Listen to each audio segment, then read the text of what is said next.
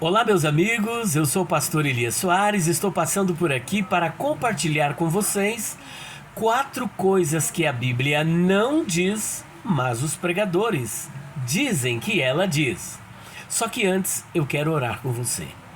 Pai Santo, mais uma vez queremos te louvar, glorificar, adorar e bendizer por esta oportunidade singular de podermos estar refletindo sobre a tua palavra. Derrama sobre nós a tua graça, a tua unção e a sabedoria do alto, em o nome do Senhor Jesus. Amém. Bom, vamos para a primeira coisa que a Bíblia não diz, mas as pessoas teimam em dizer que a Bíblia diz.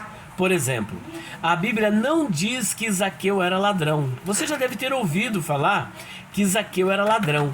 Mas quando vamos para o texto da palavra de Deus, você não encontra esta afirmação na Bíblia dizendo que Zaqueu era ladrão. Por exemplo, aqui em Lucas capítulo 19, versículos de número 7, está escrito assim, olha: todos os que viram isto murmuravam, dizendo que ele se hospedara com um homem pecador. Eles murmurando pelo fato de Jesus ter entrado na casa de Zaqueu. E então Zaqueu toma a palavra e diz o seguinte: entre mentes, Zaqueu se levantou e disse ao Senhor: Senhor, resolvo dar aos pobres a metade dos meus bens. E se em alguma coisa tenho defraudado alguém, restituo 4 vezes mais. E olha aqui Jesus. Então Jesus lhe disse: hoje houve salvação nesta casa, pois que também este é filho de Abraão. Perceba que em momento algum Jesus rebate aquilo que Zaqueu disse. Muito pelo contrário, oferece a ele uma oportunidade de salvação. Salva Zaqueu. E a Bíblia não está afirmando aqui que Zaqueu era ladrão. Ainda que esta era a fama dos publicanos, pois era uma prática recorrente entre os publicanos sempre maximizar o valor dos impostos. Mas Zaqueu, como chefe dos publicanos, ele diz para o Senhor Jesus que ele não fazia isso, muito pelo contrário, que ele dava parte ou 50% dos seus bens aos pobres, e ainda diz: se em alguma coisa eu tenho defraudado alguém, se eu agir fraudulosamente, eu estou disposto a pagar 4 vezes mais. Ora, se toda a sua economia era fruto da sua roubalheira, como é que ele iria restituir 4 vezes o valor daquilo que ele roubou, visto que ele não tinha nada mais do que aquilo que ele realmente tinha? Então perceba que é uma incongruência. Se eu só tenho 1.000 e não tenho de onde tirar, como é que eu vou devolver 4.000? O máximo que eu posso dar é 1.000. Portanto, Zaqueu, ele mostra que ele não era aquilo que algumas pessoas pensavam que ele era. Esta é a primeira coisa que a Bíblia não diz, mas as pessoas teimam dizer que a Bíblia diz. Segunda coisa que a Bíblia não diz, mas as pessoas dizem que ela diz: que Maria Madalena era uma prostituta, era mulher adúltera. Isso não está escrito, apenas que em Lucas capítulo 8, versículo 2, diz que Maria Madalena, que era lá da região da Galileia, de Magdala, né? Magdala, que ficava na Galileia, ela tinha 7 demônios. Que o Senhor Jesus expeliu esses demônios dessa mulher, a libertou daquela ação demoníaca na vida dela. E o que ocorre?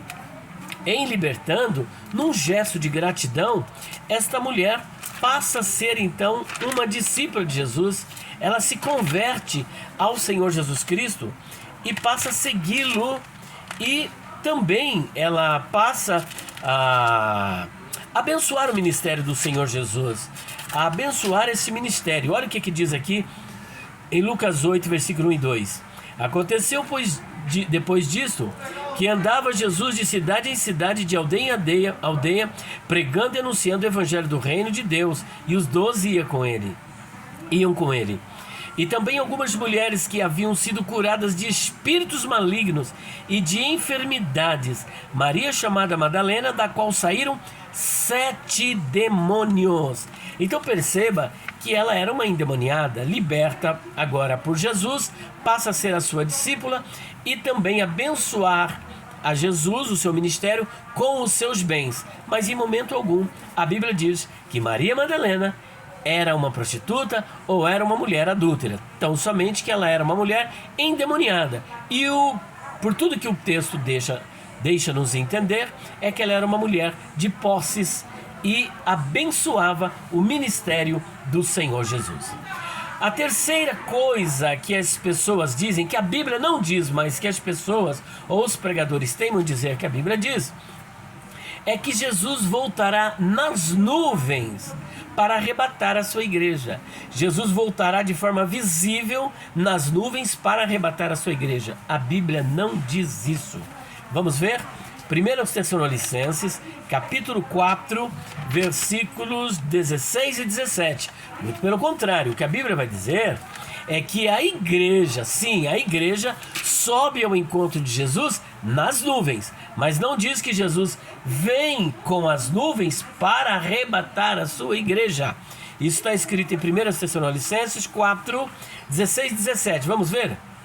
Porquanto mesmo o Senhor, dada a sua palavra de ordem, ouvida a voz do arcanjo e ressoada a trombeta de Deus, descerá dos céus e os mortos em Cristo ressuscitarão primeiro.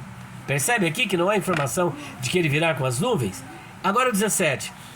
Depois nós, os vivos, os que ficarmos, seremos arrebatados juntamente com eles entre nuvens, para o encontro do Senhor nos ares. Outra tradução diz, nas nuvens, para o encontro do Senhor nos ares, e assim estaremos para sempre com o Senhor.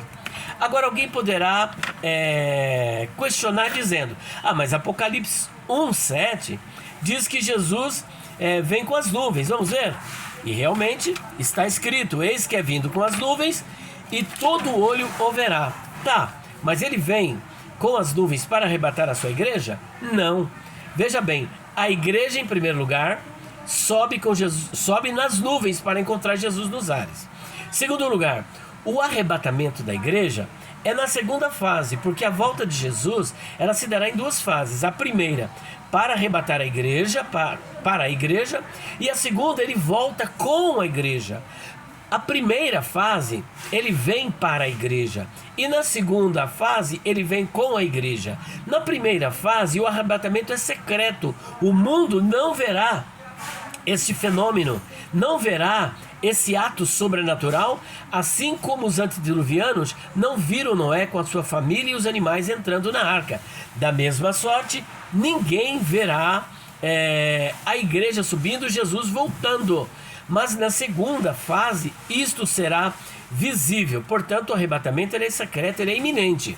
Outro sim, ele virá com as nuvens na segunda fase, conforme está escrito em Apocalipse, capítulo 1, versículo 7, ainda em Judas 14 e 15, e outras passagens também nos evangelhos. E perceba então que não tem fundamento esta afirmação que as pessoas fazem dizendo que isso está na Bíblia, quando na verdade a Bíblia não diz que Jesus voltará com as nuvens para arrebatar a sua igreja. Ao contrário, a igreja que sobe nas nuvens para encontrar o Senhor, e encontrando, Jesus leva a igreja para a casa do Pai para cumprir a sua promessa em João 14, versículos 1 a 3. Quarta e última coisa que a Bíblia não diz, mas as pessoas continuam dizendo que ela diz. E as pessoas que eu quero dizer aqui são cessacionistas. Quem são os cessacionistas? São aqueles que defendem e acreditam que os dons espirituais, o batismo com o Espírito Santo, ficou apenas para o primeiro século. Mas isso não é verdade. Dons espirituais e batismo com o Espírito Santo ainda continuam em evidência. Ainda que em muitas igrejas você pode não ver isso, mas isso não significa que os dons cessaram. Para dizer que os dons cessaram no mundo todo, é necessário você fazer uma pesquisa, igreja por igreja, e saber se não há manifestação desses dons. Eu mesmo sou testemunha de que esses dons não cessaram, pois Deus esporadicamente, através da minha vida, tem manifestado alguns desses dons.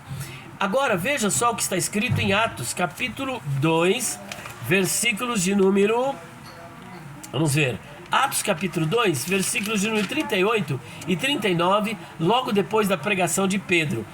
Está escrito assim, olha: Respondeu-lhes Pedro: arrependei-vos, e cada um de vós seja batizado em nome de Jesus Cristo para a remissão dos pecados, e recebereis o dom do Espírito Santo, pois para vós outros é a promessa.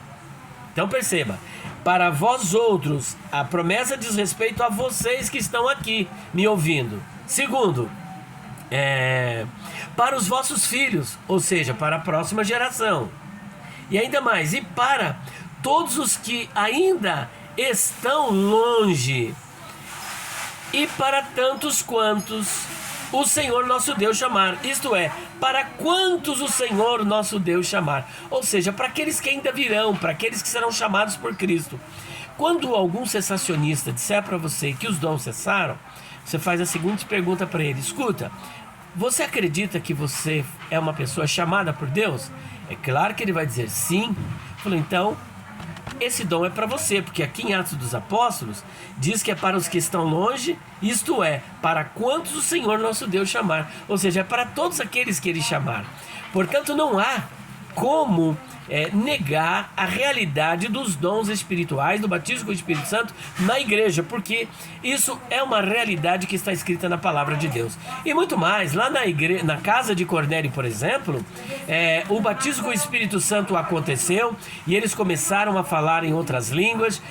Ali em Éfeso, por exemplo, quando Paulo encontra os discípulos de João e pergunta: vocês já foram receber o Espírito Santo quando creram?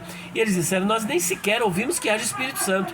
Paulo, portanto, prega a palavra para eles, e em pregando a palavra eles creem, são batizados nas águas, e depois Paulo impõe as mãos sobre eles para que eles recebessem o Espírito Santo, e eles receberam o Espírito Santo e começaram a falar em outras línguas. Agora, para finalizarmos, se você ler, por exemplo, 1 Coríntios, capítulo 14, versículo de número 39, o apóstolo Paulo deixa isto claro, que os dons espirituais continuam, principalmente falar em línguas. Olha só o que ele diz aqui no versículo 39. Portanto, meus irmãos, procurai com zelo o dom de profetizar, e não proibais o falar em outras línguas. Portanto, está aqui o testemunho do apóstolo Paulo, que é inspirado pelo Espírito Santo, que não é para proibir falar em línguas. Se não é para proibir, significa que é para continuar. Agora, para os cessacionistas, é importante que eles apresentem um texto na Bíblia dizendo que esse dom irá cessar. Existe, mas só vai cessar quando aquele que é perfeito aparecer, ou seja, somente na volta do Senhor Jesus. Os dons cessarão quando o Senhor Jesus voltar, porque nós não precisaremos mais de dons espirituais, não precisaremos mais de nada disso, porque estaremos com corpos glorificados para vivermos na eternidade com Cristo. Portanto, dizer que isso daqui está na Bíblia não é verdade. Então essa é mais uma coisa que a Bíblia não diz, mas os pregadores cessacionistas insistem em dizer que a Bíblia diz. Que Deus abençoe cada um de vocês e até o próximo vídeo, se Deus quiser. Deus abençoe a todos.